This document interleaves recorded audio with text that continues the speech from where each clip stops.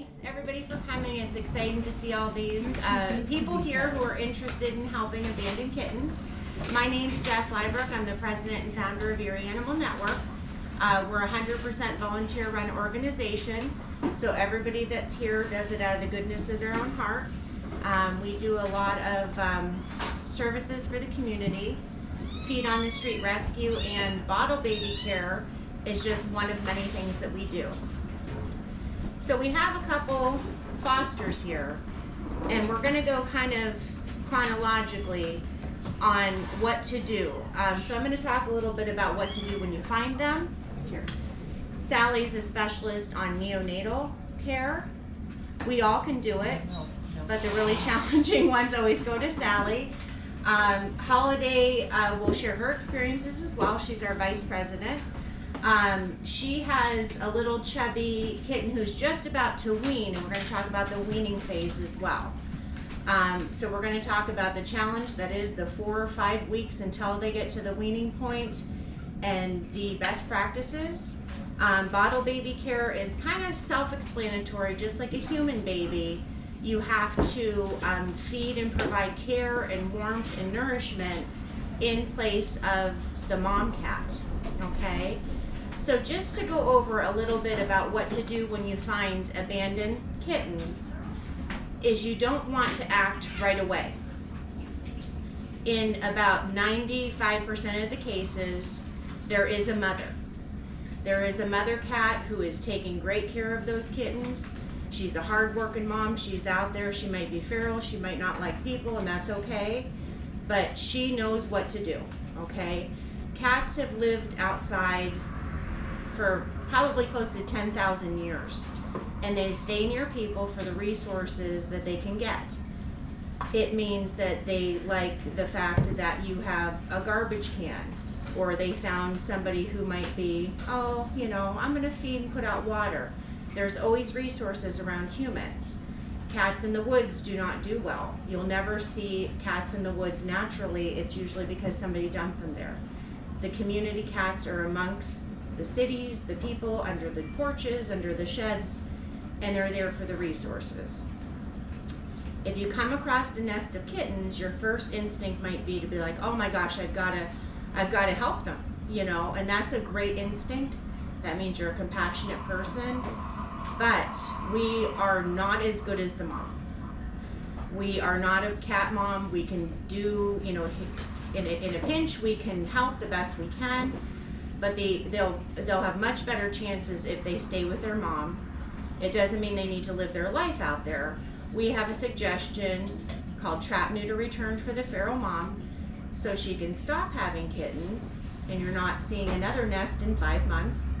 She can live her life humanely on her terms. She's already thrived out there, you know, she's old enough to have however many litters of kittens, but she can just live her life.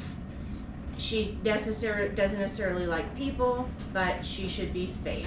And then the kittens, once they're weaned and they've got all the benefits, the best part of being with mom, those kittens can come in for adoption.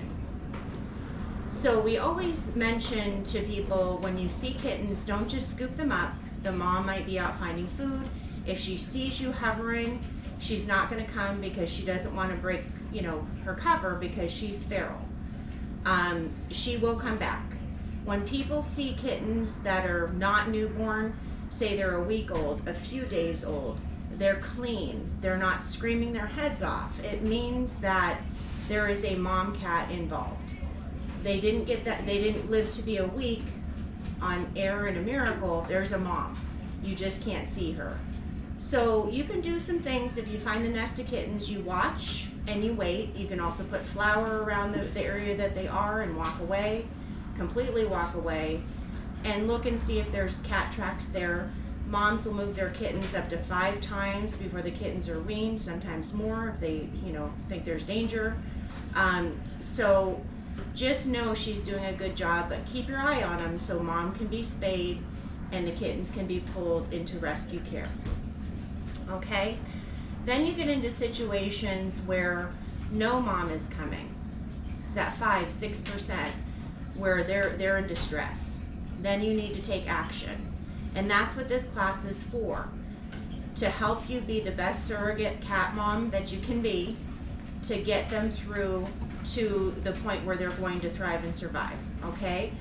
What we're gonna share with you is, experience, best practices, mistakes, hints, tips that we've experienced in our years of providing care to neonatal kittens.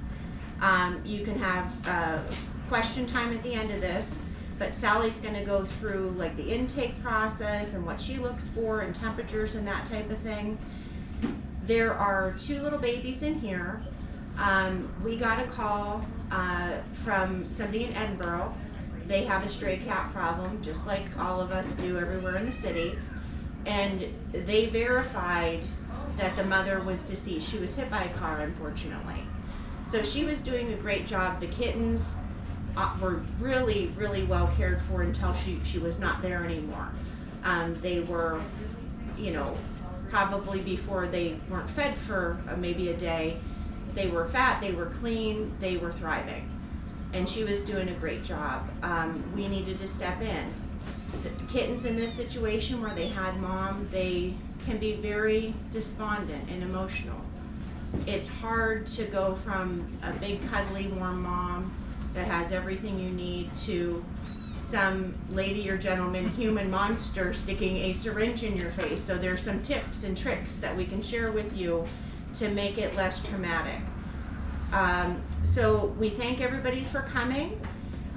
This class will at least empower you if you come into a situation where you encounter abandoned kittens, you verify they're abandoned, you can get in there in a pinch, ask for some help, go through the routine of feeding and care. Or you could also, if you like this idea, you can sign up to foster with us, and we would love you to do that. Not required. We want you to enjoy the class, and then you can write back to us later and be like, I thought about it for a while and I think I'd like to do that. Absolutely we would welcome you, okay? So I'd like to introduce Sally Dunn. She is our neonatal foster. She takes some of the really crazy cases, medical care, and neonatals. Okay, I thought about how I wanted to approach this class, and before I just gave you a lot of information, and I'm sure after a while it got to be too much. So I thought maybe this time around what I would do is start out with giving you some examples of some of the supplies that might be helpful to you, and then give you like a day in the life of, oh my gosh, you got a kitten, what am I supposed to do with it? I thought that might be more helpful because you could see how the process works better. So if you have any questions why I'm talking about something, just raise your hand and we can address it. Some of the items that I like, first of all, you want to keep these kittens warm, so you need to have a heat source for them because they cannot regulate their temperature at that age. And if they get away from a heat source, it doesn't take very long at all before they are cold. So you have to keep in mind that you have to keep them warm all the time. That being said, with the heat source, you want to make sure that you have some blankets over it so they can't get directly on it and get burned. One of my favorite ones are these microwavable ones. They usually look better than this, but mine take a real beating because of all that I do. There's one that's less beat up. Yeah, this is what it should look like. My new one is coming, it hasn't arrived yet. But these are great. You just put them in the microwave and they last for 6 to 8 hours. As they get older, it's more like 6 hours. But that's enough time that you don't have to worry about the kitten getting cold. And what I do is I just wrap it in a blanket, put it in the crate, and then put another blanket over it. Now, this is almost a must for something similar to this, so they have a heat source because they need that. Another item we use, and this is just something simple to make, it's a rice sock. I go to the Dollar Tree and buy a pair of socks for $1, and the cheapest rice I can find, and you just put rice inside, tie a knot, and you can heat them in the microwave. And kittens love this because they can knead on it and it's warm. And I put this in addition to this. Usually what I do is put this on one side of the crate, and then I put this along the edge of the crate so they can back up to it if they want to. Another item I have, and these are all things these are just helpful tools, and you know, it's up to you what you want to do. This looks a little ratty because one of my kittens is nursing on it, but it's just a simple stuffed toy with, I think this is buckwheat in it, and you just microwave it, and then you put it inside, so this is warm, and they like that too because it's fuzzy, and but the rice sock is probably their favorite. Another thing that you want was a scale. Now, I just use a food scale. This is like $10 on Amazon or something. As the kittens get bigger, you can put a bowl on top of it to contain the kitten, because once they start getting mobile, you're not going to get the kitten to sit there, you know. And you need to weigh them daily so you know how they're doing. And then of course we use the Miracle nipples here. It's a syringe with a nipple on the end, and the kittens seem to really like this. You will get the kitten that won't do it. I've never been successful with the bottles. Have you? No. No. They don't seem to like those for whatever Either reason. they will not use it at all, or they Chew it, yeah. operate off of This nipple. plastic on the nipple is a little sturdier, and they will chew on this, but you usually can get 1 nipple per kitten before you're done. Another thing is a flea comb. When the kittens come in, some of them just come in loaded with fleas, and you got to get the fleas off of them. You can't put flea meds on them. So it's real important. I always comb the kittens the minute I get them so that I can see whether we've got a problem or not.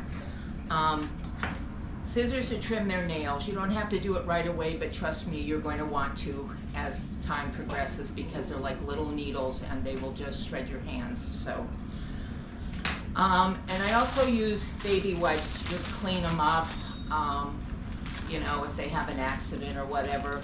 To simulate them to go, I usually use Kleenex. Some people use toilet paper, some people use a wet washcloth. I like to use disposable things because then, to me, it's much more sanitary. And of course, you need formula, not this big of a bag. My girlfriend kind of got carried away. Bought me 2 of these. I don't know how many kittens she thought I had, but so you need formula. I think that, and then the other thing I do is I keep a notepad for each kitten. I have a page for it, so you can write down their weights every day, so that you know how you're doing. This is how I have it set up, with like their date of birth. I track their wormings when we do the wormings, and then here's their weights, and I put their date of birth, because as you get into it later, somebody asks you a question, you're not going to remember. And you can also put notes on it, like in the beginning I really track their bowel movements too, because some kittens get really constipated because they got started on formula, and it really messes them up. So next I want to go over the crate setup.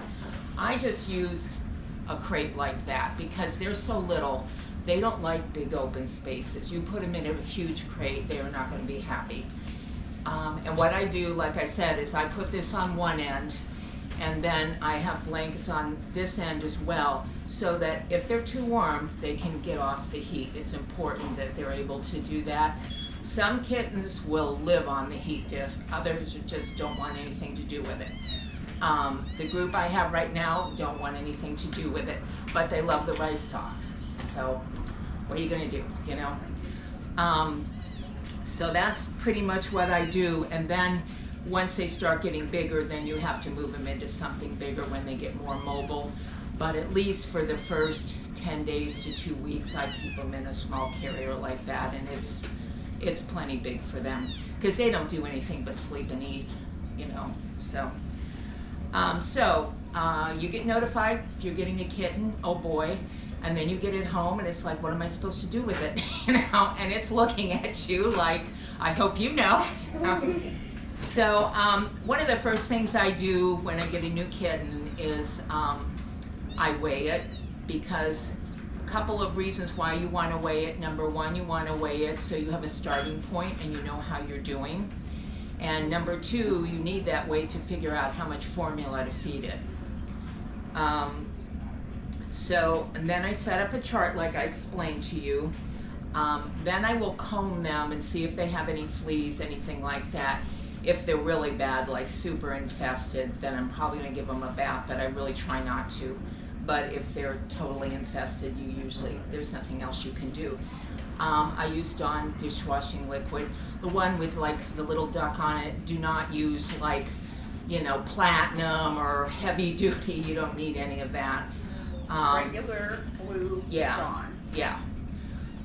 It works really well, and then I comb them afterwards with a flea comb to make sure we've gotten most of the fleas off. But I will keep combing them. I comb mine every day to make sure we don't have a stray flea. I was lucky these guys didn't have any, so I haven't given mine a bath yet, and they're like 3 weeks old now, because they haven't really needed one. I clean them up, but I try not to do that for a while. Now, if they have diarrhea or something, that's different. So once you determine they don't have fleas and you don't need to give it a bath, then you have to figure out how much food to give it. And typically what we do is if the kittens usually newborns around 3.5 ounces to maybe 5. I've never gotten a 5-ounce kitten, have you? No. Mine tend to be below 3. Yeah.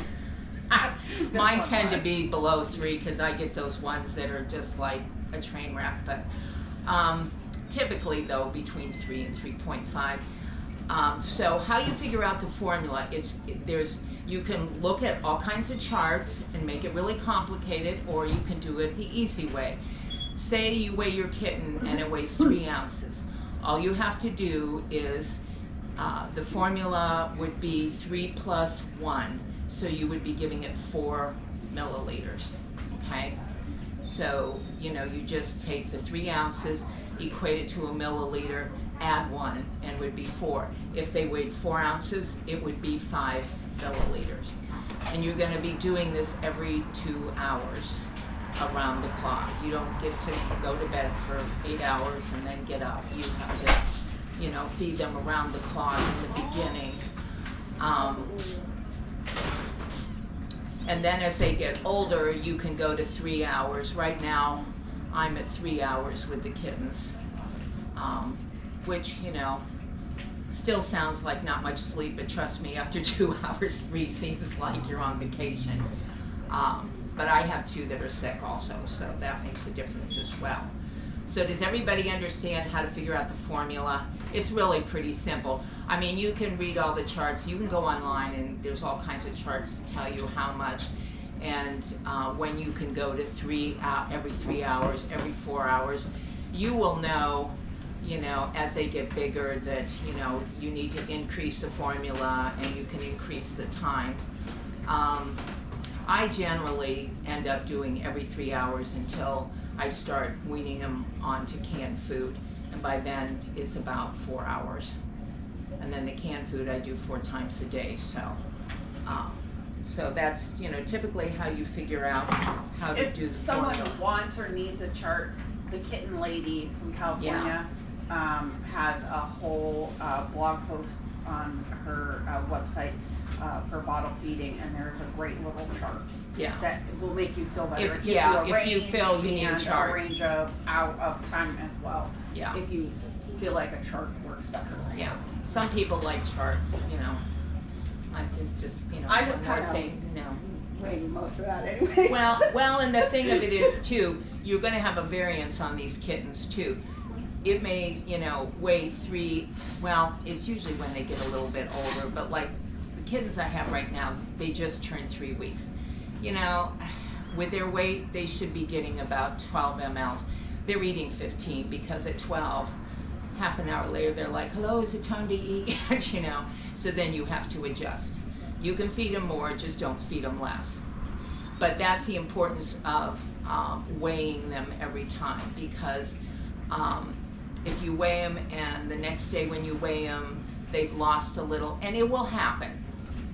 You know that, and kind of check them over, make sure they're not sick or anything. If it happens 2 days in a row, then I'd be concerned. The littlest one I have, she the other day lost 0.1 ounces.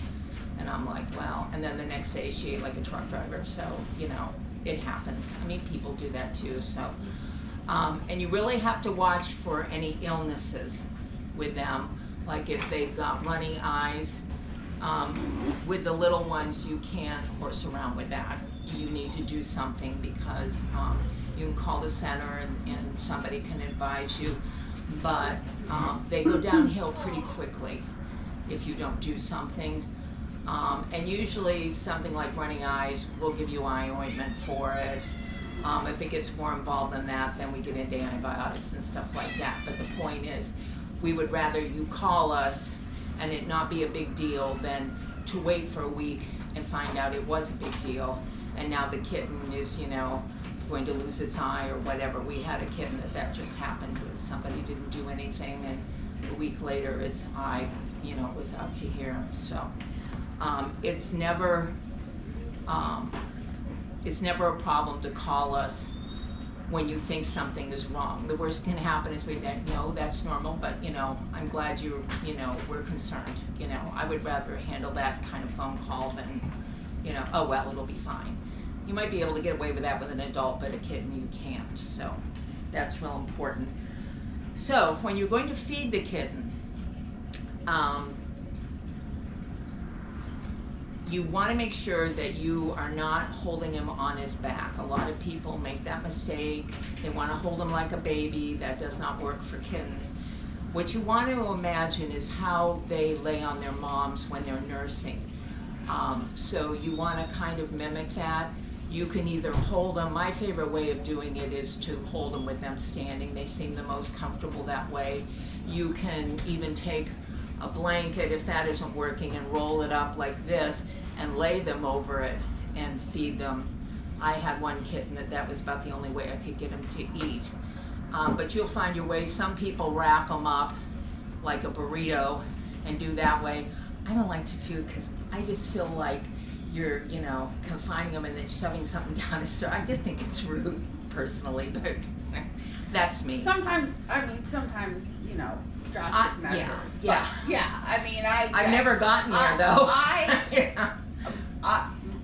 4 paws on the ground, on whatever flat surface you're on. That's what you're looking for. However you get that done, whatever works best for you and the kitten is fine, but you want 4 paws on you do not want them on their back. You just can't do that, because what will happen is the formula will go down into their lungs and they'll get aspirate pneumonia, and then you're done, because they'll get a bacterial infection and there's not a lot you can do about it. So you don't want to do that. Another thing you don't want to do is ever force the formula if they're not drinking, because the same thing will happen. So then, you know, your kitten's eating great, you know, he's being a good little kitten, doing what he's supposed to. So when you get done, then you want to burp him just like a baby. I always hold him in my hand like this and just tap them. Sometimes I rub their backs so you can get any air that they swallow, because some of them swallow a lot of air when they nurse. So, and then comes the fun part. You have to stimulate them to go to the bathroom. And it's not a big deal. You know, they're drinking so much formula that, you know, they pee like in 2 seconds. They pee all over you. I mean, you might as well get used to it. Always have something in front of you, so if they overshoot, you know, you don't have it all down the front of you.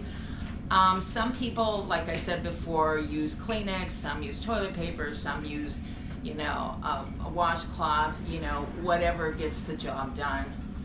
Like I said, I prefer Kleenex, but you know, you're going to go through a lot of it, though, I'll tell you, especially if you have multiples. And then the most important part about bottle feeding them is nurturing them afterwards, because they've lost their mom and they need that hands-on contact. They need to be rubbed and snuggled and held and so forth. It's good to know that, you know, probably when you hit about 4 weeks, they have no use for you anymore, and you won't have to hold them quite as much, and then you'll miss it because you'll want to. But right now, mine are at 3 weeks, and there's a lot of holding going on and rubbing their backs. Mine lost their mom. They were with their mom for 10 days. So they were very distraught when we got them. They cried nonstop for like 2 days. You know, they just didn't quit. And even now, they nurse on everything in sight, you know, so they need a lot of extra being held. They keep going over to my one cat. Are you my mom? She gets so mad. She likes to lay on her back. So she's laying there minding her own business. They come over and she's like, well, you know, and she gets up or smacks them or whatever, and it's like, guys, you know, she's not your mom, you know. But they keep trying. You got to give them, you know, credit for that. So, so you'll be feeding them, bottle feeding them. It varies. Right now, mine's at 3 weeks. And we're having a hard time keeping them full. They just suddenly are just hungry all the time. So probably going to start adding some canned food to their formula and syringing it in so that it will hold them longer. And I'm guessing these guys at 4 weeks are probably going to start eating on their own. I mean, I know they're early, but these guys are like ready. They keep buying up my cat's food and everything else. So. And typically what I do with that is I just put a little bit of canned food in their dish and start leaving it overnight in their crate so they can look at it, play with it. And then one day you go in there and it's gone and they're ready to start eating. That helps a lot. I don't put formula in it because if it's going to sit there, that wouldn't be good with the formula in it. I usually put a little bit of water to make it easier, but so that's kind of the process. Does anybody have any questions? Yes. So it was mentioned that if we see kittens that are this old or however and they're healthy, that mom's around, how long can they survive without mom? Like when should we start getting worried about whether or not mom's coming back? How long? 6 to 8 hours. 6 to 8 hours. Yeah, and so like they're gonna be in distress.